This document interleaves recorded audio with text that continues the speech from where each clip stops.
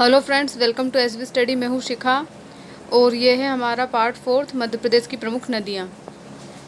अब हम तवा नदी के बारे में बात करेंगे। तो तवा नदी कहाँ से निकली है? ये आप देख रहे हैं होशंगाबाद। तो होशंगाबाद में ही एक पचमढ़ी नामक स्थान है, पचमढ़ी। ठीक है, होशंगाबाद में पचमढ़ी है। वो पचमढ़ी में है महादेव पर्वत। क्या है यहाँ पे? महादेव पर्वत। महादेव पर्वत। तो ये पर्वत से ही निकली है कौन सी नदी? तवा नदी। तवा नदी कहाँ से निकली है? महादेव पर्वत पचमढ़ी से निकली है। ठीक है, पचमढ़ी में महादेव पर्वत है और वहाँ से निकली है तवा नदी। अगर इसके समापन की बात कही जाए तो इसके समापन कहाँ होता है? देखो, ये है होशंगाबाद के यहाँ से निकली है कौन सी? तवा नदी। और यहाँ से अनूपपुर के यहाँ से नर्मदा नदी जाती है। तो तवा नदी क्या होती है? यहाँ से निकलकर ये इसमें ही मिल जाती है। कौन से? होशंगाबाद में ही ये नर्मदा नदी में मिल जाती है। तो नर्मदा नदी, इसका समापन कहाँ हो जाता है? नर्मदा नदी में जाकर इसका समापन हो जाता है। फिर अगर इसके किनारे बसे शहरों की बात करें तो इसके किनारे कौन कौन से शहर बसे हैं? एक तो है तवानगर, तवानगर। और दूसरा शहर कौन सा है? पचमढ़ी। एक है तवानगर और दूसरा शहर है पचमढ़ी। ये दो जो है तवा नदी के किनारे बसे शहर है। और तवा नदी पर मध्य प्रदेश का सबसे ऊंचा बांध बना है, तवा बांध। ठीक है, सबसे ऊंचा बांध बना है। उस बांध की ऊंचाई कितनी है? 1322 मीटर है। सबसे ऊंचा बांध है ये, याद रखना। सबसे ऊंचा बांध है, ऊंचा बांध किसका? एमपी का। मध्य प्रदेश का सबसे ऊंचा बांध कौन सा है? तवा नदी पर बना है, तवा बांध। अब हम देखेंगे काली सिंध। तो काली सिंध देखो, होशंगाबाद के साइड में ये आपको देवास दिख रहा है, देवास। तो ये देवास से निकली है कौन सी नदी? काली सिंध नदी। ठीक है, देवास से निकली है कौन सी नदी? काली सिंध नदी निकली है देवास से, काली सिंध। ठीक है, और ये देवास से निकलकर शाजापुर और राजगढ़ में बहती हुई राजस्थान में चंबल में मिल जाती है। देवास से निकलती है, ये शाजापुर दिख रहा है, ये राजगढ़ दिख रहा है। शाजापुर राजगढ़ होती हुई ये राजस्थान में पहुंच जाती है और राजस्थान में चंबल में जाकर ये नदी मिल जाती है। ठीक है, चंबल में जाकर इसका समापन हो जाता है, मिल जाती है। इसकी अगर टोटल लंबाई की बात करें तो इसकी टोटल लंबाई है 150 किलोमीटर, इसकी टोटल लंबाई है। वहीं इसके किनारे बसे शहर की बात करें तो इसके किनारे देवास और सोनकच्छ, ये दो शहर इसके किनारे बसे हैं। देवास और सोनकच्छ इसके नदी के किनारे बसे हैं। बाकी सारी नदियों के बारे में हम शॉर्ट में देखेंगे।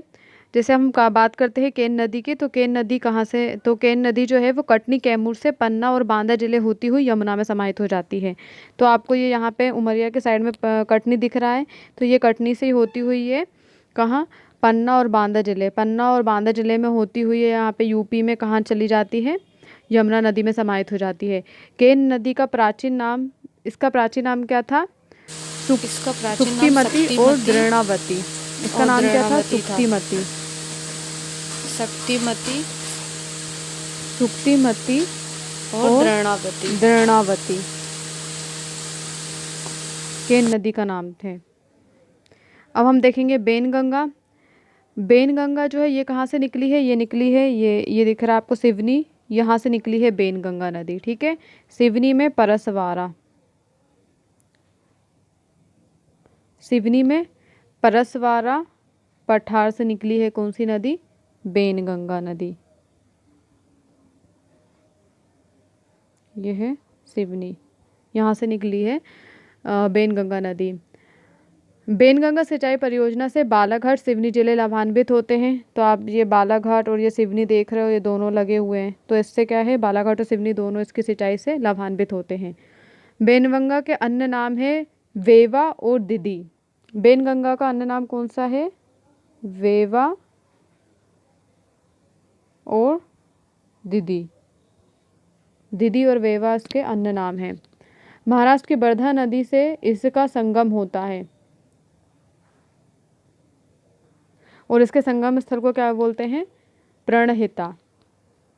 ये जो सिवनी है, यहाँ से कौन? परसवाड़ा पहाड़ से बेनगंगा निकली है। और ये महाराष्ट्र में कहाँ होती है? वर्धा नदी, वर्धा नदी में इसका संगम होता है। महाराष्ट्र में ये वर्धा नदी में इसका क्या होता है? संगम होता है महाराष्ट्र में।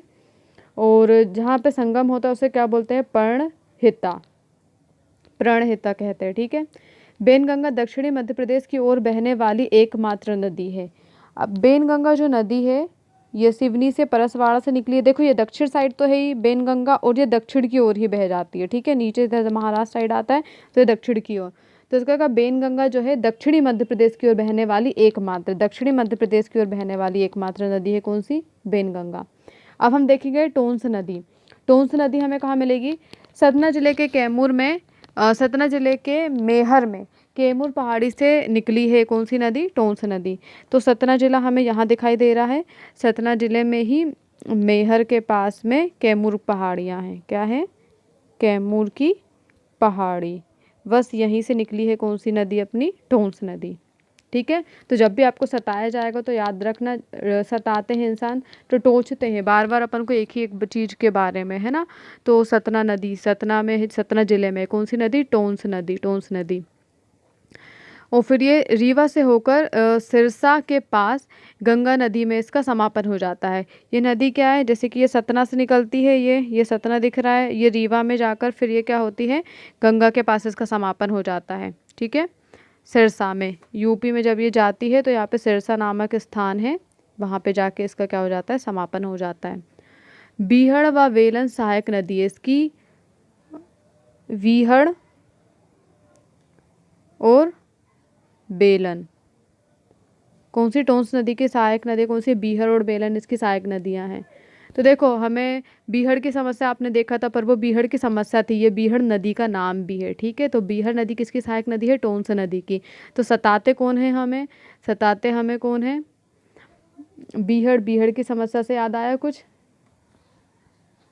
डाकू लोग, डाकू की समस्या थी ना बीहड़ की समस्या, तो वो अपन को क्या करते? सताते हैं। तो याद रखना बीहड़ मतलब डाकू, डाकू लोग हमें सताते। तो सताने को सतना, सतना जिले में है टोंस नदी।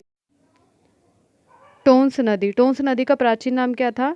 तमसा। टोंस नदी को क्या बोलते हैं? तमसा। इसका प्राचीन नाम क्या था? तमसा।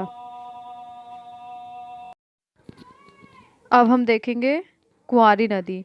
तो कुंवारी और कूनो नदी, तो कुंवारे लोग और कूनो और कुंवारी दोनों नदी कहाँ से निकली हैं? ये शिवपुरी से निकली हैं। कहाँ से निकली हैं? शिवपुरी से। तो कुंवारे लोग किसकी आराधना करते हैं? शिव की आराधना करते हैं। तो शिवपुरी से निकली है कौन सी? कुंवारी और कूनो, दोनों नदी कहाँ से निकली है? शिवपुरी से निकली है। कुंवारे लोग किसकी आराधना करते हैं? शिव की आराधना करते हैं, ठीक है। फिर वहीं से कुंवारी नदी जो है वो शिवपुरी पठार से निकलकर भिंड जिले की लहरा तहसील में सिंध नदी में समा जाती है, ठीक है। तो आप देख सकते हो ये शिवपुरी है, तो यहाँ से निकल के भिंड नदी में जाते हुए ये कहाँ पे? सिंध नदी में मिल जाती है, ठीक है। सिंध नदी में समा जाती है कौन सी? कुंवारी नदी। वहीं कूनो नदी की बात की जाए तो शिवपुरी पठार से निकलकर ये कहाँ चली जाती है? चंबल नदी में। ये कहाँ चली जाती है? चंबल नदी में। तो कुंवारी जो है, कुंवारी नदी सिंध में जाकर मिल जाती है, और कूनो नदी जो है वो चंबल में जाकर मिल जाती है, ठीक है। कूनो नदी चंबल में जाकर मिल जाती है। अब हम बात करेंगे पार्वती नदी की। तो पार्वती नदी हमें कहाँ मिलेगी? ये है सीहोर, और सीहोर से निकली है पार्वती नदी, ठीक है। तो सीहोर जिले से निकलकर ये कहाँ है? सीहोर जिले से निकलकर गुना से होती हुई ये चंबल में जाके मिल जाती है। कहाँ से? गुना से होती हुई ये चंबल में जाकर मिल जाती है। अगर पार्वती नदी के किनारे बसे शहरों की बात करें तो इसके किनारे कौन कौन से? आष्टा, इसके किनारे कौन कौन से शहर है? आष्टा, राजगढ़, और फिर वहाँ चल के शाजापुर नगर बसे, ठीक है। आष्टा, राजगढ़ और शाजापुर नगर बसे हैं कौन सी? पार्वती नदी के किनारे। कूनो नदी देख लिया था। अब छोटी तवा, छोटी तवा जो है देखो, बड़ी तवा तो होशंगाबाद पचमढ़ी में मिली थी, ठीक है। छोटी तवा क्या है? उसके नीचे ही बैतूल दिख रहा है। तो बैतूल में, ये जो बैतूल दिख रहा है ना, बैतूल में ही आवला, सॉरी आवना, बैतूल में आवना व सुक्ता, आवना व सुक्ता नदियों से मिलकर बनी है कौन सी? छोटी तवा। छोटी तवा जो है वो बैतूल के निकट आवना और सुक्ता नदी से मिलकर बनी है।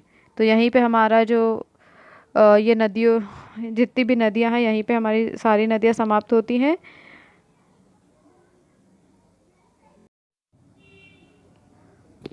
अगर आपको मेरा वीडियो पसंद आता है तो प्लीज़ मेरे चैनल को लाइक कीजिएगा और सब्सक्राइब कीजिएगा, और इसे अपने दोस्तों के साथ शेयर करना ना भूलिएगा। Thanks for watching.